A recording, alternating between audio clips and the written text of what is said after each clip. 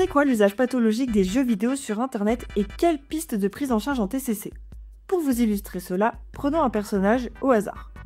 Loïse, 22 ans, étudiante en psychologie, a un niveau 0,5 de santé mentale et un niveau 1 en contrôle de ses comportements addictifs aux jeux vidéo.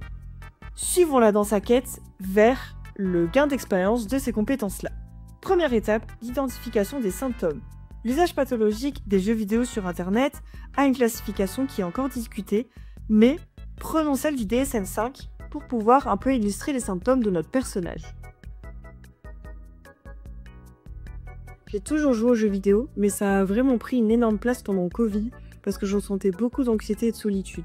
Et en fait, j'ai joué tout le temps, la plupart du temps, et dès que j'y jouais pas, ça occupait mes pensées. En fait, Louise, c'était compliqué parce qu'on était à table et puis là, ce qui se passait, c'est qu'on sentait qu'elle s'agitait un petit peu sur ta chaise, elle balançait comme ça, enfin bon.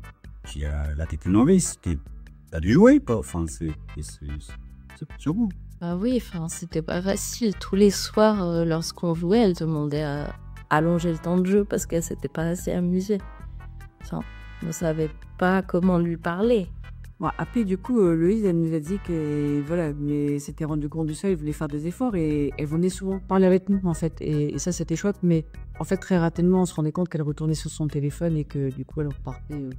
Ce qui était dur pour nous, c'est qu'elle refusait toutes les sorties. Elle voulait que jouer, en fait. On n'existait que pour les jeux. Et tout ça, on avait beau me le dire, j'avais beau savoir au fond de moi que ça m'isolait, je continuais quand même. En plus, il y avait beaucoup de négatifs, parce que du coup, je mentais par rapport au jeu, je me disputais avec mes parents, j'ai eu un décrochage scolaire, j'ai dû redoubler, etc. Et malgré tout ça, je continuais quand même. Parce qu'en fait, les jeux vidéo, ça me permettait vraiment de m'évader, de diminuer le stress, et donc je voyais que le positif à ce moment-là et j'arrivais pas à arrêter. Deuxième étape, les pistes thérapeutiques en TCC. Avant toute prise en charge TCC, il est primordial de faire des analyses fonctionnelles afin d'évaluer les déclencheurs, les émotions, les pensées et les conséquences associées au comportement de jeux vidéo. Voici un exemple pour notre personnage. Pour Loïse, il lui arrivait très souvent de rentrer dans sa chambre, de n'avoir rien de spécifique à faire et donc de stresser, de ruminer, et elle se disait qu'il fallait absolument qu'elle évacue toutes ses pensées et ce stress. Et pour cela, elle joue aux jeux vidéo pendant des heures, ce qui l'a soulagée immédiatement, mais c'est vrai que plus tard, elle culpabilisait et elle se sentait très seule. Le contrôle du stimulus. Cela consiste en la modification et ou l'évitement du ou des stimuli déclencheurs d'un comportement, et là en l'occurrence, jouer aux jeux vidéo. Par exemple pour Loïse, on pourrait rendre moins accessible son ordinateur, ou bien pour casser les habitudes, modifier les meubles de sa chambre, ou bien encore délimiter ses temps de jeu. L'activation comportementale. L'activation comportementale peut permettre à Loïse d'élargir son répertoire comportemental, de l'exposer à des activités de la vie quotidienne et éventuellement d'éviter la procrastination. Ainsi, Loïse peut par exemple découvrir des activités qui ont une satisfaction proche des jeux vidéo, mais aussi instaurer dans son quotidien les activités de la vie quotidienne. Voici un exemple de son emploi du temps de la semaine. Round 3. Les cognitions. Chez les joueurs excessifs de jeux vidéo, il est important d'identifier les pensées qui arrivent avant et pendant le jeu. Pourquoi ?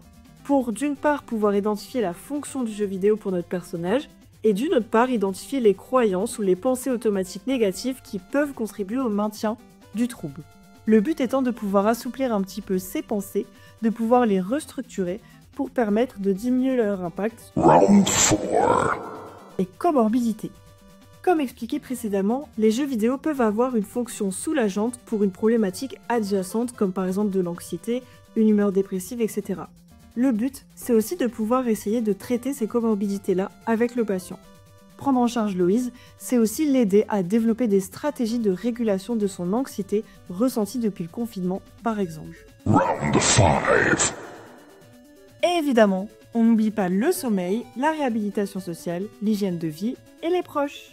Maintenant que toutes les étapes ont été franchies par notre personnage Loïse, elle arrive enfin au boss final, qui est le maintien des changements comportementaux. C'est-à-dire que tout changement que Loïse a pu acquérir durant son parcours, elle va devoir les consolider et les maintenir avec le temps.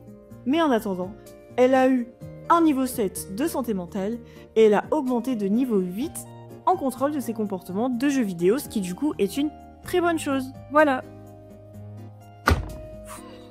Bon, les amis, on a fini du coup. Je vois qu'il est 5h du matin, je suis épuisée. Ça fait depuis 23h que je live. J'espère que ça vous aura plu, ce petit jeu. N'hésitez pas à revenir demain, 9h. Je dors un petit coup et puis c'est bon, il n'y a pas de souci, on se retrouve. Voilà, mais en attendant, je vous remercie d'être resté sur le live. C'était très cool. À demain. Ciao.